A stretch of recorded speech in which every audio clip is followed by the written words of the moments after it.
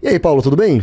Tranquilão, prazerzaço tá aqui, prazerzaço estar aqui no Valetismo Cultural junto com o Lucas Merreiro, hoje fazendo às vezes daquele que é o sucesso, né, desse programa, que é o Bahia, né, o Pois David é. Pirajá. Pois é. está Logo ele que era ausente. tão odiado, agora tá sendo amado. Ele que outrora era odiado, tá sendo amado pelo nosso Exatamente, chat aqui. Mas né? assim, muito bom tá aqui, muito bom falar de cultura, falar de cinema, que é uma coisa que eu amo.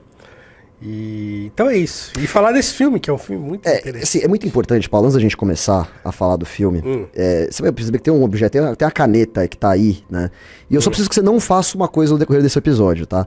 Porque essa é uma caneta amaldiçoada. E se qualquer pessoa tocar nessa caneta, tudo de ruim vai acontecer, sabe? Lúcifer vai descer do trono dele e vai dominar a Terra por 3.000 anos. Criancinhas serão possuídas. O gado vai começar a morrer doente. Não, Paulo, é só uma coisa que você não precisa fazer. Por favor, promete pra mim que você não vai fazer isso. Tá. Não, tudo bem, tranquilo.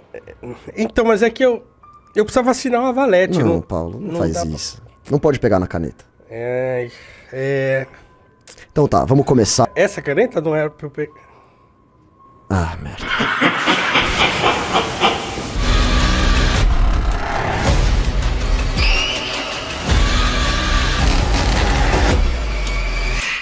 Tenemos que encontrar a la bestia antes de que nazcan más.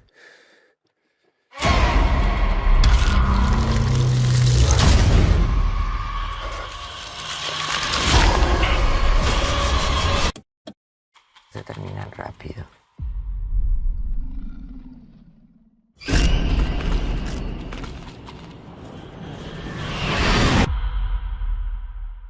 Pois bem, Paulo, parece ter um novo filme de terror na área aí. Filme de terror argentino. Do diretor. Ah, peraí, deixa eu pegar o nome do cara. Demian que eu não lembro. Rugna. Ah, você sabe o nome do cara? Acho que é esse, né? Ótimo. Rugna. Não tá escrito? Olha lá. Demian tá aí. Rugna. Demian Rugna. O nome do cara já é Damien, que já é uma coisa. O cara nasceu pra fazer filme de terror mesmo, né? É verdade, já remete Eu- logo o grandíssimo A Profecia, né? Exatamente. Assim, eu tenho um pouco de inveja de toda a produção cultural da Argentina como um todo, no quesito cinema. Principalmente no que diz respeito a filmes de terror. Sabe por quê? Eu sempre achei que o Brasil... Você sabe, né? Saiu uma revista Valete recente sobre isso, sobre ídolos nacionais, né? E o Brasil, ele não tem a capacidade de reconhecer ídolos e se inspirar em seus ídolos. Por que eu digo isso? A gente poderia ter tido... Eu sempre tive essa tese, tá? De que a gente poderia ter tido um grande movimento de filmes de terror incríveis, porque nós tivemos uma figura ilustríssima aqui no Brasil, nos anos 60 e nas décadas sequentes, que foi o Zé do Caixão. O que é a vida? É o princípio da morte. O que é a morte? É o fim da vida. O que é a existência? É a continuidade do sangue. O que é o sangue? É a razão da existência. Ele meio que virou um meme, que ele era aquela coisa esquisita, as Mas unhas... você vê, desculpa te cortar, Claro. mas você vê que assim, é engraçado porque ele ter virado um meme e aí tirou a seriedade do trabalho gigantesco que ele fazia. Brilhante. Brilhante. Então assim, ele era um cara dedicado ao tipo de filme, né, de terror, de horror e tal. E assim, as pessoas só transformaram ele num cara engraçado. Num meme, por causa da unha, não sei o que, aquele negócio. As pessoas hoje acho que nem conhecem mais, né? Mas Zé do Caixão tinha uma unha gigantesca que dava a volta, assim, uma coisa bizarra. Mas ele era dedicado a isso, né? E acabamos, como você estava falando, não tendo uma tradição, porque... A gente poderia ter tido isso. Olha só uma curiosidade sobre isso, porque a gente falou do Zé do Caixão, eu gosto muito dos filmes dele, especialmente os dois primeiros, né, que os títulos são maravilhosos, né? A Meia-Noite Eu Levarei a Sua Alma, e o primeiro é de 64, o segundo é de 65, 66, que é Essa Noite Encarnarei no Seu Cadáver. No A Meia-Noite Eu Levarei a Sua Alma, ele tem uns diálogos tão brilhante. Aquilo você fala, meu, isso não é cinema nacional, porque é um diálogo tão bom assim. Então eu lembro que tinha uma cena no começo, que a mulher dele falando assim, mas hoje é sexta-feira santa, a gente não pode comer carne, não sei o quê. Aí ele tá saindo de casa assim e fala, eu vou comer carne, nem que seja carne humana. Aí ela fala assim, cuidado, Zé, não fala essas coisas que o diabo tenta. Aí ele fala, se eu encontrar o diabo, vou convidá-lo para jantar. Então ele tinha um carisma muito bom, assim. E ele era um gênio no sentido de que ele usava posições de câmera que não eram usuais para aquela época. Muita gente não sabe isso, mas o Zé do Caixão, que é conhecido como Coffin Joe nos Estados Unidos, ele é estudado em escolas de cinema. Nos Estados Unidos até hoje. Tem um youtuber que eu gosto muito, ele tem um canal chamado Cinemassacre, que ele já fez vários vídeos falando dos filmes do Zé do Caixão que ele gosta e tal. O José Mojica Marins, né? Exatamente. Gênio. Enfim, a gente não teve isso. O que é uma pena que a gente poderia ter tido. E a Argentina tá aí dando um baile, fazendo filmes com muito sucesso. Você já conhecia, né? O Demian Rugna? Não conhecia. Eu conheci por causa desse filme, porque uma amiga comentou comigo, e eu nem sabia que o filme existia. Ela comentou, ela falou, você já viu When Evil Lurks? Ela falou o nome em inglês, né? Aí eu falei, não. Ela falou assim, tem um pessoal tá comentando tal, porque ela sabia também que eu gostava de filme de terror. E aí eu fui atrás, né, e assisti, fiquei surpreso com o que vi e tal, e acho bem o que você tá falando. Então, assim, os argentinos, não só em filme de terror, mas assim, putz, os caras têm a manha de fazer filme. No geral, e a gente não tem a manha de fazer filme no geral. Eu também não conhecia esse diretor, eu fui assistir O Mal Que Nos Habita, fiquei curioso, a gente vai falar um pouco sobre as nossas impressões do filme, só que aí antes eu falei assim, ok, esse não foi o filme que deixou ele famoso, até porque esse filme já tem um orçamento muito grande, dá pra ver, ele é uma produção robusta, né? Qual foi o filme que deixou ele famoso? Eu fui assistir um filme de 2017 chamado, em espanhol, Aterrados. Em português, acho que deve ter ficado Aterrorizados. Em inglês é Terrified. É um filme meio difícil de achar, né? Tem aqueles métodos aí pra achar, vocês me entendem. Assim, e eu achei ele um diretor curiosíssimo, tá? O Aterrados você falou que não assistiu, né? Não vi. Ele assim... Eu achei curioso, porque ele tem sequências ali, as cenas em si específicas na narrativa, que elas são algumas das cenas mais assustadoras e mais perturbadoras que eu já vi num filme. É interessantíssimo, assim. Cenas que eu tava tão desconfortável uma hora que eu falava assim, meu Deus, eu preciso que essa cena acabe logo, porque eu não aguento mais ficar olhando pra isso. Passa, sabe? Isso é bom. Eu não sei por que a gente que gosta de filme de terror, a gente gosta um pouco dessa sensação e a gente busca isso, né? E foi um dos poucos filmes de terror que eu vi, esse Aterrados, que eu realmente olhei e falei assim, ok, eu preciso assistir um episódio de Bob Esponja agora, pra limpar a minha mente com uma coisa feliz e alegre, porque isso aqui foi dark. Mas aquele não foi um filme perfeito. Longíssimo disso. Foi um filme, Paulo, que ele começa lá com uma estrutura muito boa. Então ele tem uma cena muito boa aqui, uma cena muito boa ali, outra aqui. Ele vai construindo aquele castelinho. No final, quando ele tenta juntar tudo, dá uma desmoronada. Não se sustenta, tá? Mas ok, deu pra entender por que esse filme deixou esse cara famoso. E deu pra entender por que deram um orçamento muito maior pra ele dirigir esse filme aqui. Então eu pedi, Paulo, pra você dar suas impressões iniciais aí do filme. Lembrando assim, vamos tentar não entrar muito em spoilers no começo, aí no final a gente pode entrar mais em cenas específicas e falar o que acontece na trama, pode ser? Bom, assim, como eu falei, então, eu gosto de filme de terror porque eu tenho uma memória afetiva com filme de terror, porque eu assisti muitos filmes de terror na década de 80 e 90 com meu irmão mais velho, Mário, que é fascinado por filmes de terror, e ele me deixou também fascinado por filmes de terror. Então a gente viu muitos filmes juntos. Era dos slashers essa aí, né? Nos anos 80. Não, né? é isso. E sobretudo os 90. Bom, que tem Fred, tem A Profecia, tem o próprio Exorcista, que foi da década de 70, mas eu vi, acho que no final dos anos 80, anos 90 já, que eu era começo da adolescência tal, que eu assisti. Então eu vi muitos filmes nessa época, e muitos filmes saíram também, né? Entre os anos 70 e os 90, muitos filmes saíram, então muitas sequências. O próprio Profecia tem uma sequência e tal. Então a gente via muitos filmes de terror. Só que depois de um tempo a gente passou a desgostar, porque a gente não via mais filmes legais. Caramba, parece que o gênero saturou. Nossa, então muita coisa ruim. Uma saturada gigantesca. Então a gente acabou assim, né? Aí a gente ia no cinema de vez em quando, aí se decepcionava com o que via. Aí ia ver, não é legal. Então aí fiquei um tempão sem ver. só assistia de vez em quando, e às vezes me indicavam algum filme e ia ver, era ruim. Aí eu não gostava. Então, putz, o negócio não tá bom mesmo. Especialmente quando você chega lá no começo dos anos 2000, assim, que é praticamente só bomba. Então tem muita coisa assim, ruim. Eu lembro assim de um filme que, no meio daquele monte de coisa ruim, um que me surpreendeu foi aquele O Exorcismo de Emily Rose. A história da Annelise Mitchell, né? Aquele filme, pô, esse filme é legal e tal. Então, assim, um ou outro de vez em quando que aparecia. Então, quer dizer, fazia muito tempo que eu não via um filme de terror que me surpreendesse, assim, né? E esse filme me surpreendeu. Então, a primeira vez que eu vi, eu fiquei bastante surpreso. Você já tá falando do Mal que nos habita. Sim, agora chegando nele. Mas só uma coisa, Paulo, porque assim, teve esses anos que teve uma fase ruim, mas começou a surgir uma fase melhorzinha recentemente. Não teve nenhum outro que te surpreendeu mais recentemente, assim, porque tem uma guinada boa aí. Vai. Eu sei que você não gosta tanto do Hereditário. Eu também não gosto muito do final, mas assim, o filme é bom. Ele é um bom filme, bem construído. Você tem aquele Corrente do Mal, não sei se você viu, é um filme legal. Até o primeiro It eu gosto muito. O 2 já não gosto tanto, mas o primeiro It eu acho bem interessante. Talvez você até não goste, mas assim, já não é mais a mesma coisa daquele começo dos anos 2000, que você tinha, sei lá, Casa de Cera, umas coisas muito ruins, assim, aqueles remakes de Sexta-feira 13. Já tava. Faz um tempo que tá rolando uma guinada de filmes um pouco melhores. Você não acha isso? Eu vi, por exemplo, A Freira 1. Acho que tem 2, né? Parece que o primeiro até que eu não achei ruim. Achei legalzinho. Putz. Não achei ruim, não. Achei, tá, legal. Não é um filme maravilhoso, assim, mas legal.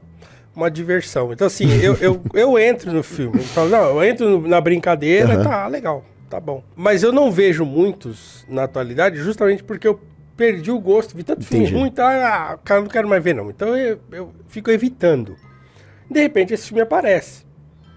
E todo mundo comentando, tal. Esse outro que eu falei contigo, que é A Medium. A Medium, assim. Que é um filme tailandês, né? E que é bem interessante também, assim, porque é bem diferente. Então a proposta desse filme eu achei interessante. Então, eu vi um outro filme muito bom, esse muito bom. Acho que a gente nem comentou, inclusive, que é o Fear Me Not. Não tem em português esse filme, não saiu aqui no Nossa, acho que eu não vi esse não. Depois a gente vai comentar em off. Legal. Mas é um filme recente que eu achei muito bom. Então assim, eu vi algumas coisas recentemente que me chamaram a atenção. Mas esse filme, agora voltando pro Mal que nos habita... Primeiro que eu tava sem muita expectativa. Né? A capa me chamou muito a atenção. Essa capa é maravilhosa. A capa é muito boa. Do filme é muito boa. E o argumento do filme é muito interessante. É muito interessante porque ele lida com um negócio meio que também tem no A Medium, que é uma coisa meio de entidade folclórica, assim, sabe? Não é um negócio que, como a gente costumeiramente vê em filmes de possessão, por exemplo. É possessão do demônio. Geralmente costuma ser um demônio católico. Exatamente, um demônio ligado ao cristianismo, né? Tem que ter um padre, não sei o quê. Então, não é o caso, né? No A Medium também não, porque o filme é da Tailândia, então tá em um outro contexto, um outro contexto religioso, né? Que não é o cristão.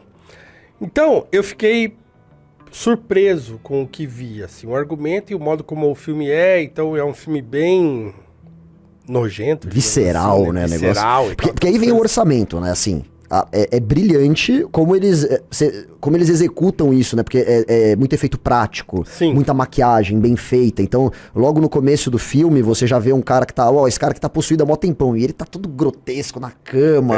Aquela cena, aí que vem, eu acho que esse diretor ele faz umas cenas específicas muito, muito boas. Toda a cena deles tentando pegar, assim, tô já entregando porque é um pouquinho no começo, eu não vou dar detalhes, mas assim... Eles tentando tirar o cara daquela cama pra levar ele, você não sabe pra onde, e o cara cai no chão, e é toda aquela confusão. Cara, aquilo dá uma aflição, e não tá acontecendo nada assim demais, ninguém tá em risco ali, os personagens principais, mas dá uma aflição aqui, e é muito bem feito, isso eu gostei. É muito bem feito. Então assim, eu fiquei surpreso com isso. Da primeira vez que eu vi, eu nem fiquei fazendo muito avaliação assim do filme. Terminei o filme com um saldo bom. Meu irmão não gostou, eu vi com ele.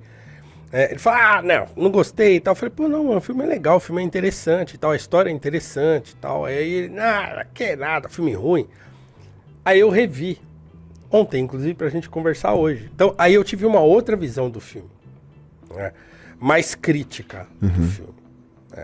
Uma coisa que me chama a atenção, eu não sei se isso é bem um spoiler, mas talvez não, mas acontece nesse que eu falei, o Fear Me Not também acontece.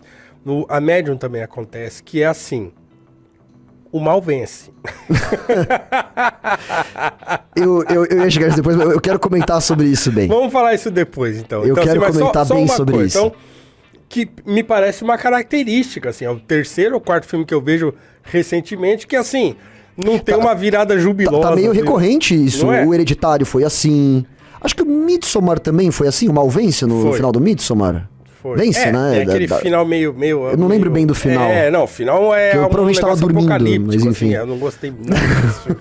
Nossa, como eu detesto esse filme.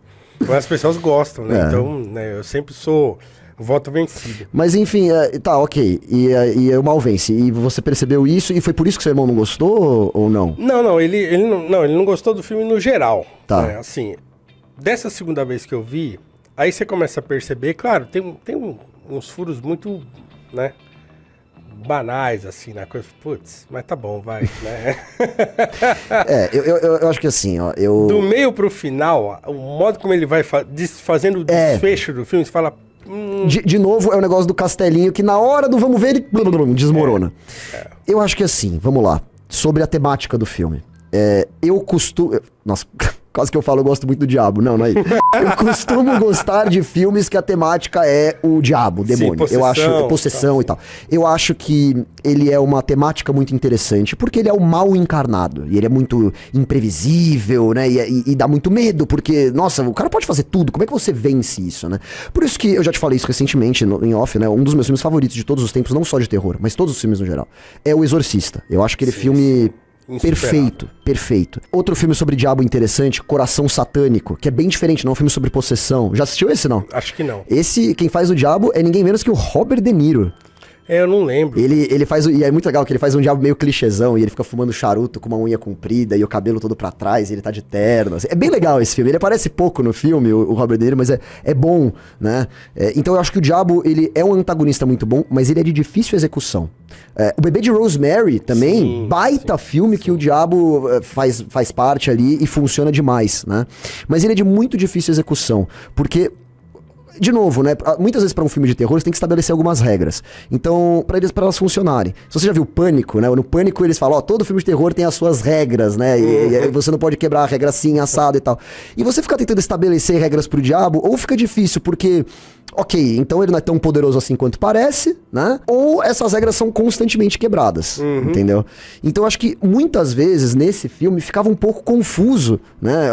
O que podia rolar, o que não podia, quem tá possuído, quem não tá, quem que tá sob influência dele, mas não tá necessariamente possuído, entendeu? Então isso eu acho que às vezes era um pouco esquisito. Agora, uma temática que é recorrente nesse filme, não só filme de diabo, mas filme de terror como um todo, e mostra muito no título do filme, que é O Mal que Nos Habita. Por que esse título, né? Porque é aquela velha história, né?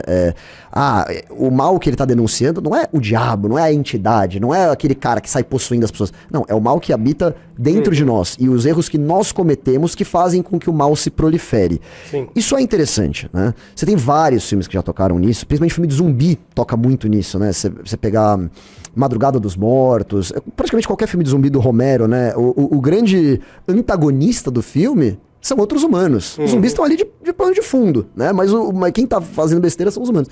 E nesse filme, eles tentam mostrar isso. Então, constantemente, por isso que teve a nossa piadinha no começo do programa aqui, constantemente os protagonistas violam regras, né? E eles têm que violar essas regras para mostrar que eles estão cometendo esses erros, e esses erros que o homem comete que fazem desencadear a maldade cada vez mais. É uma mensagem interessante? É uma mensagem interessante. Você acha que ela foi bem executada? Assim, é o que eu tô falando. Então, assim, até um determinado momento, acho que sim. Acho que ele tava indo bem, assim. Acho que até a cena dos filhos ali, até aquele momento ali, tá, pô, tá indo bem. Depois, aí o negócio começa a ficar mais complicado, né? Então quando eles encontram aquela mulher e aí a história começa a tomar um caminho meio, né? Aí tem uma engenhoca, aquilo assim. Aí então assim, porque assim, o argumento da mulher já é o argumento de que a religião não serve de nada. Tanto é que então, só pra contextualizar, essa mulher... Rezar não servirá para nada, tá escrito na própria carta. Mas só pra contextualizar, essa mulher que você tá falando era meio que uma especialista em... O que ela era mesmo? Agora ela tinha uma igreja, ela era esposa de um pastor. Ah, é verdade. Que assim, então, esse argumento eu achei muito boboca, assim, porque... a gente era ela era esposa do pastor e os dois enganavam as pessoas. Era aquele tipo de pastor que a gente conhece aos borbotões Porque por aí. nunca um líder religioso pode ser o bonzinho em nada hoje em dia. Exatamente, Né? então assim... Imagina, o exorcista, os padres lá salvando a menina, isso jamais aconteceria hoje. Então assim, o que ela fala é que a época das igrejas passou, né? Ela fala isso, né? Passou. Então assim, e ela fala que eles enganaram tanto as pessoas que ela decidiu assumir um papel de combater o mal de outra maneira. E aí ela fala que uns padres que ensinaram ela aquele tipo de exorcismo de... Ou seja, no final das contas é um ensinamento religioso mesmo que tá salvando o negócio. Mais ou menos, Né? porque era um negócio, era uma ferramenta de matar o bicho, né? Então assim, chega uma hora que a coisa já não tá, por exemplo, tem uma hora lá que na hora das crianças, por exemplo, que é bom e ruim ao mesmo tempo. É porque assim, o que eu acho que fica muito esquisito, né? De novo, por que o Exorcista funciona tanto? Por que eu não quero ficar repetitivo, mas eu tenho que trazer um pouco esse elemento pra gente comparar o que funciona e o que não funciona. E pra mim, o Exorcista, enquanto filme de possessão, é um filme perfeito.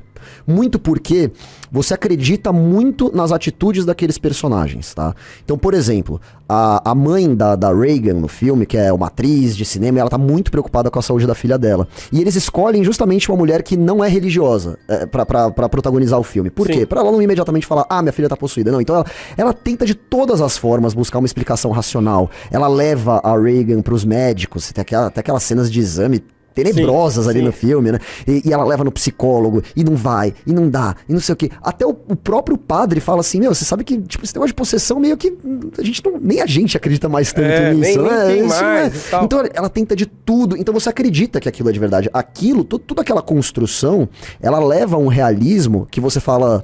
É quase uma sensação que você tá vendo um documentário. E aí, no final das contas, o filme de terror, pra ele te amedrontar mesmo, ele tem que fazer você acreditar que, ok, aquilo poderia estar acontecendo comigo, né? Nesse filme eu não sinto tanto isso. Porque é muito fácil você não... Então vamos lá, uma das regras que eles quebram. Cara, tem um momento que o... E aí eu já vou entrar um pouquinho mais nos spoilers e gradualmente a gente vai contando mais o que acontece. Tem um momento do filme que o diabo, a entidade, o mal, enfim, chame como quiser, ele vai lá e possui uma cabra, né? E aí, essa moça aqui, ela vira pro marido dela e fala assim, olha, eu sei que você tá nervoso aí... Não vale a pena dar esse spoiler, né? Não vale? Acho que não. Esse é muito bom. Tá bom. Mas assim, eu vou entender o que você vai dizer. Eu vou contar sem detalhes, então. Eu vou só falar o seguinte. Ele tinha um trabalho que era... não pegar na caneta. Não pegar na caneta. Era só isso, era fácil. E não tinha um motivo, tipo, alguém instigando ele a pegar na caneta, ou ele só tinha... pegar na caneta como método de resolver aquilo. Não era fácil ele resolver aquilo, porque tinha uma outra caneta atrás dele que ele poderia resolver o problema, tá? E ele não, ele pega na caneta e ele libera o mal. Mas cara, eu acho que, era mas eu fácil acho de fazer. que nesse sentido, porque assim, ele aparece antes, certo? Certo. Ele aparece numa cena anterior. Quando ele aparece naquela cena anterior, ele já é um cara... Pavio curto, já é um cara que, putz, não é... Esse cara não vai conseguir se controlar. Então assim, até... Mas eles podiam ter feito de um jeito que você entende um pouco mais porque que ele se descontrola. Foi uma coisa... Não tinha uma urgência ali. Mas aí... Era literalmente você sentado aí e pegar a caneta. Tão chocante. Mas você acha que podia ter uma urgência maior pra esses personagens violarem essas regras? E se fosse só uma vez? Mas assim, tem tipo umas 7 regras nos filmes. Eles conseguem quebrar todas, são regras muito simples. É tipo assim, não use eletricidade. O cara usa eletricidade. Não escute a criancinha demoníaca, porque ela está mentindo. Ele vai lá e faz isso. Tipo, aquela cena caramba, cara. Não, tem uma cena que é tão tosca, porque assim, o cara, ele tá bravo com aquela criancinha Eu tô falando demoníaca. assim, peraí, pra quem tá assistindo a gente vai. fica aqui criticando o filme, mas vejam, tá? Vejam. Não é pra não ver, a gente não tá falando aqui porque o filme não é ruim. O filme não é ruim. Se você... Eu sou acostumado a jogar o jogo. Então, assim, o saldo do filme, pra mim, é um filme legal. Eu me diverti, eu gostei. É um bom entretenimento de terror. Então, nesse sentido, é bom. Ele é bem executado, ele tem umas cenas, assim, que são meio chocantes mesmo, tal. O que a gente tá falando aqui é assim, por que ele não é perfeito, né? Porque ele é nota 9, ele é nota 6,5 ou 7. Mas é que tá, esse diretor ele faz cenas muito boas, mas ele tem alguns problemas de construção de narrativa. Se você tiver curiosidade, eu acho que você também deveria ver o Aterados. Todo mundo aqui, inclusive, tá assistindo, deveria assistir o Aterados, que é um filme interessante, mas você vai sentir isso. Por exemplo, o Aterados é um filme que, como eu falei, ele começa muito legal e aí você vê que é um filme sobre investigadores paranormais, né? E você percebe, você fala, que legal, então finalmente, pô, vai ter a cena que os investigadores paranormais vão tretar com as entidades ali. Eles são uns puta de uns bocó, meu. Você fala, puta, dá essa brochada no final do filme. Então, assim, eu entendo a mensagem que ele quer passar, de que as nossas atitudes, e quando a gente não escuta, sabe, pessoas mais entendidas, com mais experiência, e a gente age de forma impulsiva, a gente acaba espalhando um mal, e que, enfim, talvez a violência gere mais violência, e o mal gere mais mal, e tal. Eu entendo toda essa mensagem. O problema é que quando você coloca todos os seus protagonistas como completos idiotas, que não conseguem seguir regras básicas, pô, isso insulta um pouco a inteligência, velho. De fato. Mas assistam, tá? Não, de fato assim, você vai vendo o desenrolar da história, você vai vendo que assim, e é aquilo. À medida que eles vão tentando resolver o problema, eles vão gerando mais problema, né? Que é meio comédia de erros, assim, né? Sim. Tenta arrumar, piora. Sim. Tenta arrumar, piora. Tenta arrumar, piora. Que até certo ponto tem coisas legais aí. Então, o modo de executar, em algumas vezes não sai bom, porque você fala, pô, podia ter dado outro jeito de construir essa mesma situação, né? Então, fica muito evidente que era muito fácil de evitar o que eles fizeram. Então, esse é o ponto, acho que você tá levantando. Muito assim. fácil. Era muito simples de evitar isso aí. Por outro lado, né, a gente sabe a capacidade que o ser humano tem de ser estúpido mesmo. Tem. Então, assim, nunca a gente pode duvidar da capacidade que as pessoas têm de fazerem estupidezes, né, uma atrás da outra. Ainda mais num contexto tão bizarro como eles estão vivendo. Tá todo mundo descontrolado. Pode ser que esteja todo mundo sob influência desse troço. Mas aí você está fazendo suas suposições. O filme não dá nenhuma dica de que é isso. Né? Não dá nenhuma dica. Mas o que eu tô dizendo assim, desestabiliza todo mundo. Então, cada vez que aquele negócio se comunica com eles, ele se comunica de modo a desestabilizá-los. Né? Cada vez que aquele negócio aparece, né, eles têm algum acesso àquela coisa, aquilo os desestabiliza. A cena da casa da ex-mulher é uma dessas. A cena da casa. Pronto. Eu queria comentar sobre essa cena também, né? Porque, enfim, tem um momento que é uma cena é muito boa. Tem uma cena muito boa, de muita tensão. Não vou entregar o grande spoiler aqui da cena do que acontece, tá? Mas, enfim, o protagonista ele chega desesperado, querendo sair falando assim, ó, basicamente, ele faz uma coisa que eu acho inteligente, que eu acho que todo mundo tem que fazer em todo filme de terror. É assim, começou a mexer as coisas, começou a bater aqui sem ter ninguém, cara, vai embora. Pega as suas coisas, vai embora, né? Aliás, nem pega nada, deixa tudo, taca fogo como ele faz e vaza. Eu achei isso muito bom. E aí ele chega lá na casa da ex-mulher dele, onde ele tem 2 filhos, né? E a ex-mulher, o atual marido dela, e uma filha dela. E um cachorro. E ele tá lá desesperado, e essa cena ela vai escalonando. O filme ele vai trazendo foco pra uma coisa que você fala, ok, isso vai dar ruim vai aí. dar ruim aí, e quando dá, você... Ai, meu Deus, eu falei que ia dar ruim, mas é boa. Não é boa. Ele constrói bem essas cenas. Por isso que eu fico tão chateado que ele não é tão bom assim na construção da narrativa, porque a construção das cenas em si é muito impactante, é muito boa. Assim, eles fazem uma coisa... Há uma violência contra uma personagem infantil nesse... que você começa até a rir, meio de nervoso, assim. Aquilo ali eu achei bizarro. Você achou bizarro? Porque é que, na verdade, eu fiquei imaginando eles gravando aquela cena. Eles devem ter se divertido tanto, mas tanto. E eu comecei a rir daquilo, me deu uma risada de nervoso, assim, sabe? Isso eu acho legal. O que eu mais gosto de filme de terror é ficar imaginando como os caras fazem pra gravar isso, porque são coisas tão grotescas, tão bizarras, que eu gosto de imaginar eles se divertindo fazendo aquilo, sabe? Então, assim, foi algo que funcionou pra mim. Tiveram várias coisas que funcionaram, né? Sim. Mas quando junta, nem tanto. E aí tem uma outra questão que eu queria falar com você, Paulo. Eu tenho uma tese sobre filmes de terror que, na maioria dos casos, existe uma quantidade de orçamento que ele tem que ter. Por exemplo, o Aterrados, eu achei que funcionou um pouco mais que esse filme em várias medidas, principalmente no terror em si. A história desse é até mais interessante, mas no terror em si é que ele funcionou mais. Por quê? Porque ele não tinha tanto orçamento.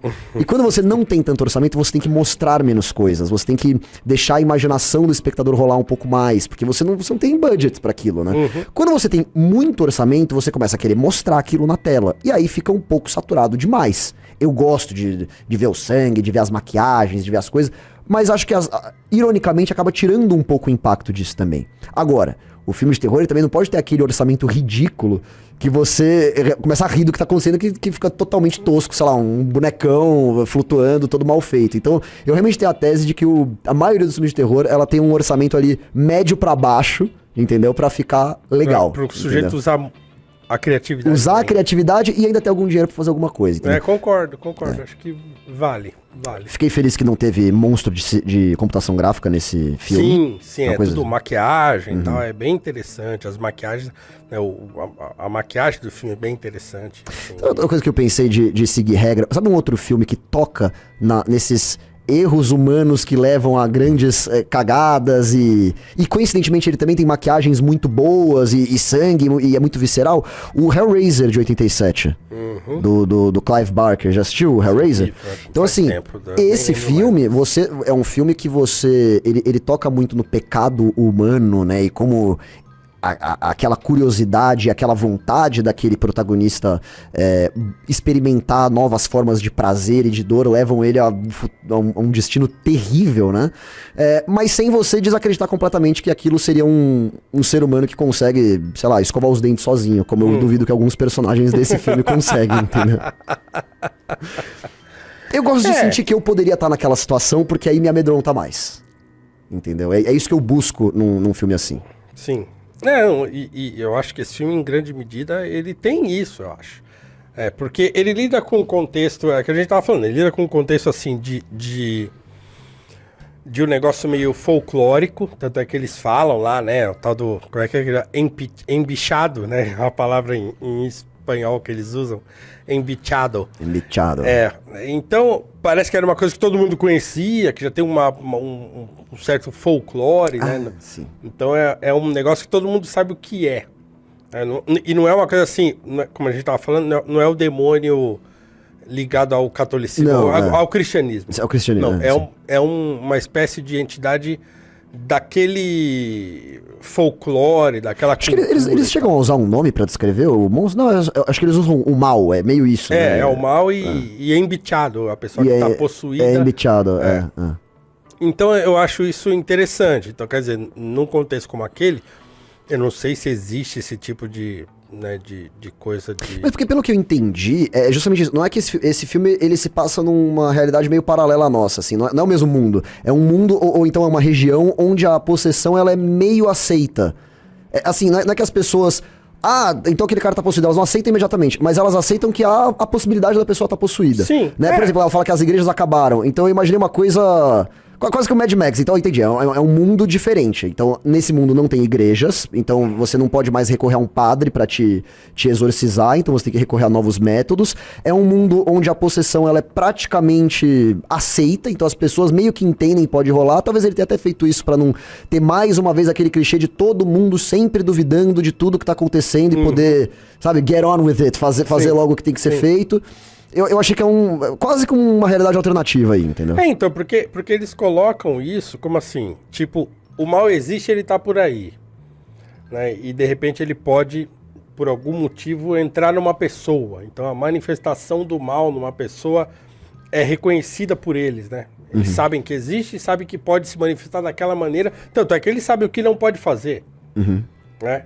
Então, não pode usar luz elétrica, não pode não sei o quê. Então, eles não podem matar com arma de fogo. Isso. Então, tem todo um conjuntinho de coisas que eles não podem fazer. Por quê? Porque... E eles fazem todas. Dentro da tradição deles lá, eles sabem o que é aquilo lá. Né? Aquilo não é uma coisa totalmente desconhecida para eles. Eles conhecem aquilo, eles sabem o que é e sabem o que aquilo pode provocar. Né? Tanto é que aquela mulher, ela se especializa nesse tipo de exorcismo alternativo, Isso significa que isso acontecia com alguma regularidade. O exorcismo alternativo deles que é basicamente matar a pessoa que tá possuída, né? Não só matar, mas com uma engenhoca. Sim, uma um coisa instrumento meio... específico pra que... Porque nesse universo você mata a pessoa de qualquer jeito, Parecia não adianta. um negócio, parecia um astrolábio, uma coisa... Ele se espalha, é uma coisa meio, né? Então eu acho que isso é interessante, né? A construção que eles fazem a respeito desse tipo de possessão como uma coisa que eles conheciam, né? Eu li um artigo, Paulo, de que esse seria um filme feminista. Caramba! Até nisso, eles conseguiram. Pela capa, Eles né? conseguiram. Não, eles falam que é Pela porque capa, né? Caramba! as mulheres são muito maltratadas e não são ouvidas durante o filme. São sempre os homens fazendo besteira. E o filme tá acusando como os homens sempre fazem merda e eles têm que ouvir mais as mulheres. Você sentiu essa mensagem? Mais um motivo pra você que nos assiste ver o filme. Um filme feminista é brincadeira, né? É óbvio que não, né? Não tem nenhum sentido dizer isso. E aí, Paulo, você recomenda O Mal que Nos Habita? Recomendo, recomendadíssimo. Assistam. É um bom filme. É um filme interessante. Legal, uma boa diversão de terror pra quem gosta do gênero. Se você gostou de Midsommar, não tem porque você não gostar desse filme. A gente podia fazer um dia falando sobre Midsommar e por que a gente não gosta desse Você vai filme. me fazer rever aquela desgrama. Cara, eu fiz o Bahia, assisti 2 temporadas da série Woke do Star Wars novo, eu faço você assistir Midsommar, fica tranquilo. Não, eu até posso rever pra gente conversar sobre. Mas Quem sabe, vamos ver se o público quer, né? Vamos ver, vamos Deixa aí nos comentários se você quer ver uma análise de Midsommar comigo e com o Paulo Cruz. Ficamos por aqui, um forte abraço e tchau, tchau. Até.